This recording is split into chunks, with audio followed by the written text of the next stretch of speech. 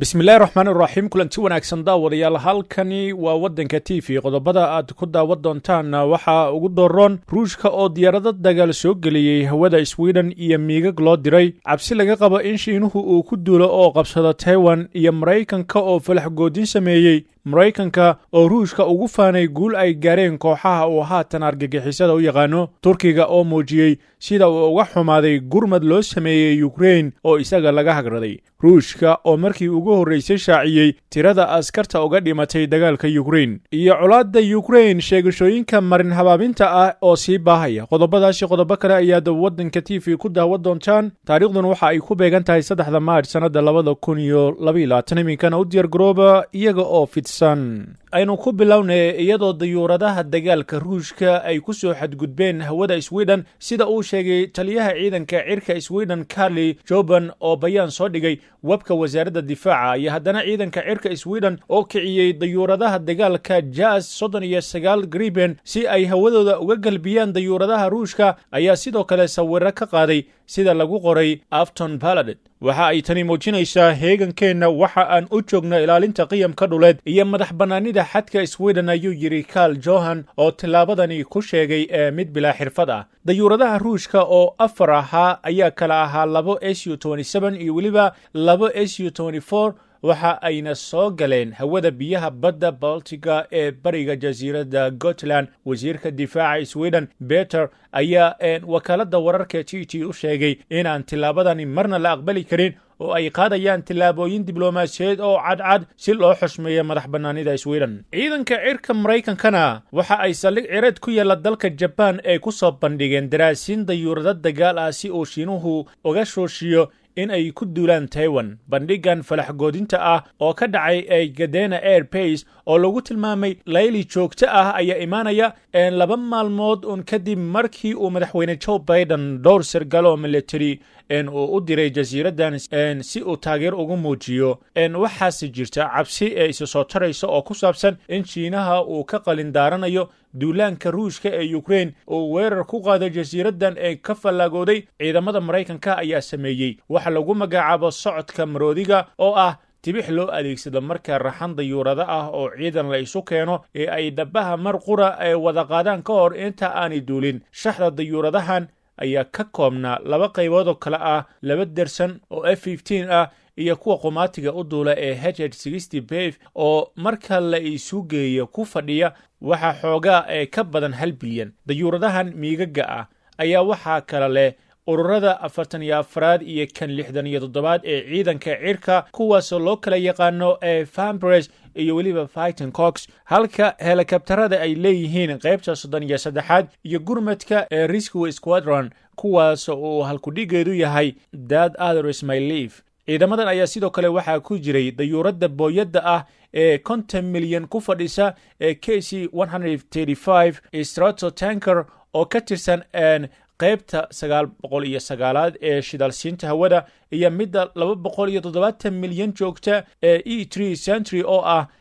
talis cireed guuraya oo ay wax kasta u dhan yihiin cudud muujintani ayaa imaanaysa xilli uu bilo socdo dhaqan hujuumi ah oo Shiinuhu uu ka wado Taiwan taasoo ay ku jirto 9 dayuuradood oo khamiistii galay hawada jasiiradda isla maalintii uu ruushku ku duulay dalka Ukraine dhanka kalena Hillary Clinton ayaa howlgalka ciidamada ruushka ee Ukraine la barbar dhigtay duulaanka fashilmay ee midowga Soviyeeti ee 1979 ee Afghanistan iyadoo sheegtay in natiijo la mid ah laga yaabo in lagu gaaro in la hubeeyo iska caabinta Kiev si la mid ah sidii ay Washington u taageertay dagaalyahanada mujaahidiinta ee ka soo horjeeday ruushka xilligii dagaalkii qabooba xasuusnow ruushka waxa ay soo galeen Afghanistan sanadkii 1980kii murashixii hore ee madaxtinimada Maraykanka iyo xogaayihii hore ee arrimaha dibadda ayaa isniintii ku sheegtay waraysi ay siisay hilinka MSNBC inkastoo uusan jirin waddan soo galay dagaalka haddana waxaa hubala inay jireen dalal badan oo hub iyo weliba talooyin siiya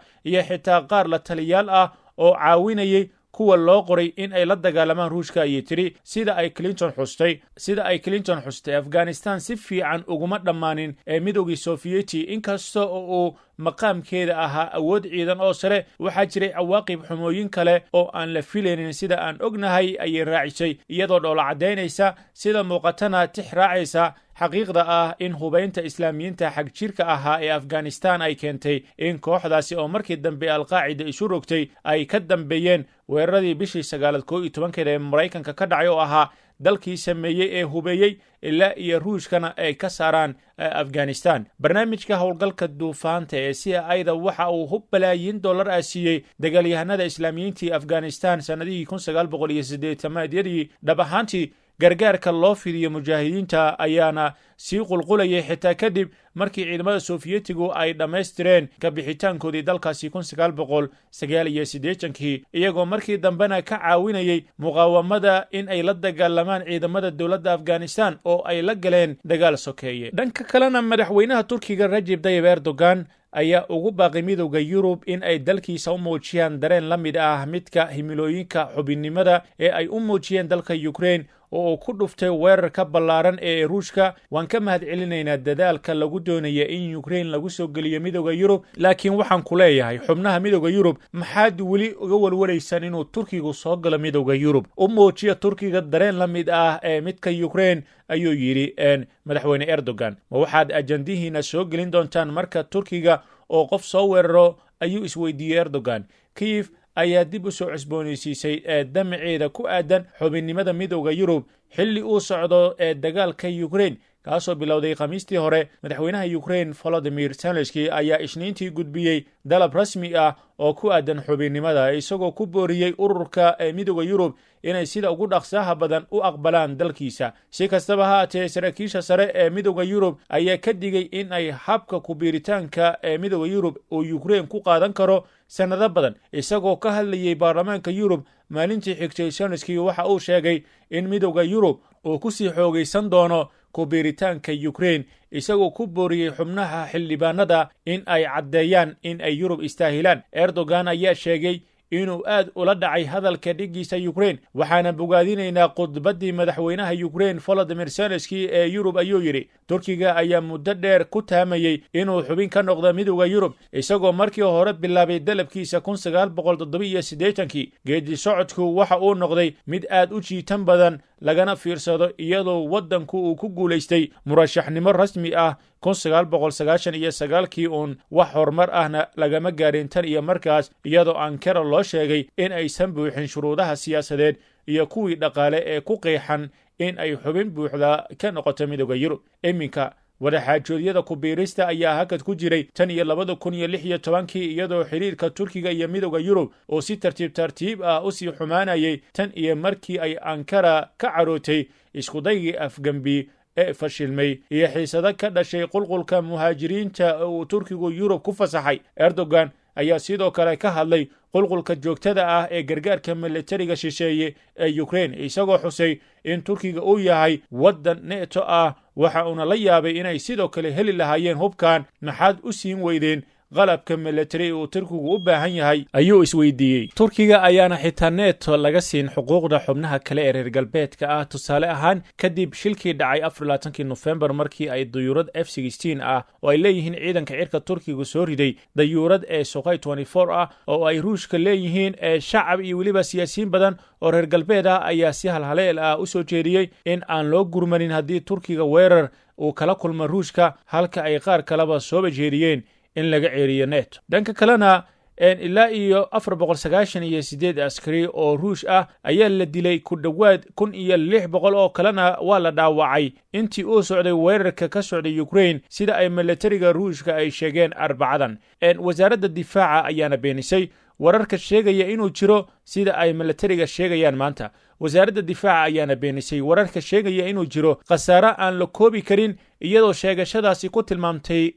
warar si ula kac ah uga soo baxaya cadowga sida ay tiri. sida laga soo xigtay qiyaasaha ciidamada Ruushka, cutubyada ciidamada Ukraine iyo kuwa midigta fog ayaa lagu soo waramaya inay waayeen ugu yaraan 2870 askari, halka 3700 oo kalena ay soo gaareen dhaawacyo kala duwan. ilaa iyo 572 askari oo Ukrainian ah ayaana maxaabiis ahaan loo qabtay sida ay wasaaraddu sheegtay. Cutubyada Ruushka ah ee ku lugta lahaa weerarka ayaa waxa ay ka kooban yihiin oo keliya askar xirfadlayaal ah ayaa lagu sheegay warka ka soo baxay, isagoo beeniyey eedeymaha sheegaya in ciidanka soo duulay ay u badnaayeen askar indhabaqaaqa oo iminka la qoray. Warbixinta tirooyinka rasmiga ah ee dhimashada ee ay ku dhawaaqday Moscow ayaa aad uga duwan sheegashooyinka Kyiv oo sheegtay in ay in ka badan 5,800 oo askarta Ruushka ah ay ku dhinteen dagaalka tan iyo markii uu duulaanka bilowday. Dhanka kalena waxa online-ka la iskula wadaagayay sheegasho ah in sawirada iyo weliba muuqaalada laga soo duubay burburka dhismihii ay dadka degganaayeen ee Chuchiv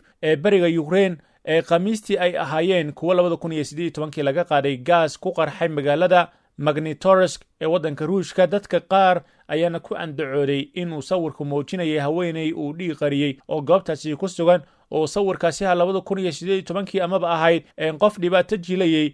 taasoo uu qof lacag ah ku siiyey si ay u disho in ay ku sugan tahay goob weerar lagu qaaday. sheegashooyinkaasi oo ay sameeyeen dad Ruushka taageeraya oo kala duwan iyo koontooyin fikrada lagu baahinayay ayaana dhammaantood ah kuwa been abuur ah. Walow bilowga horeba ay u muuqanayeen kuwa aad la isugu ekeeyey, haddana sawirada ka imaanaya qaraxii gaaska ee magaaladaasi 2018 ayaani isu dhigmaynin sawiradii Khamiistii laga qaaday dabkii Kharkiv. Arooryadii hore ee Khamiista, adeega degdega ah ee qaranka Ukraine ayaana bartiisa Facebooka waxa uu soo dhigay fariin uu ku sheegaya in lagu wargeliyey dab uu cadowgu kiciyey, inuu ku dhintay hal cunug, dhowr kalena ay ku dhaawacmeen. wariye ku sugnaa goobta ayaana waxa uu bartiisa soo dhigay muuqaal muujinaya khasaaraha dabka uu geystay, iyadoo ila wareedyo kale oo ay ku jiraan sawirqaadayaal ku sugnaa goobta ay soo dhigeen barahooda bulshada sawirro ay isla dhacdadaasi ay ka qaadeen. si kastaba xaalku ha ahaadee, sawirro kale iyo muuqaallo la soo dhigay baraha bulshada maalmihii la soo dhaafay ayaana muujinaynin wax ay dadka qaar leeyihiin waa ay soo bandhigayaan muuqaal aanan kala caddayn ayaana ku andacoonaya inuu muujinayo gabar u dhalatay Ukraine oo ka hortagaysa askar Ruush ah ayaa waxaa TikTok ka daawatay 12 milyan oo qof, halka ku dhowaad 1 milyan oo qofna ay ka daawadeen Twitterka. ha yeeshee dhab ahaantii muuqaalku waxa uu muujinayaa Aksi Tamimi oo ah gabar Falastiiniyad ah oo 12 jir ahayd waqtigii muuqaalka la qaadayay, oo ka hortagaysa askari Israa'iili ah kadib markii la xiray walaalkeed ka weyn 2012. shirkadda Twitterka ayaana muuqaalkaasi ku calaamadaysay mid macno kale loo sameeyay, hase yeeshee waxa ay dad badani ay ku daawanayaan TikTok-ga. qodobkaasna wuxuu dambeeya warkii waddanka TV. inta aynu ka gaarayna warka yaga xigana waxaan kaga tegaynaa gul iyo gobannimo.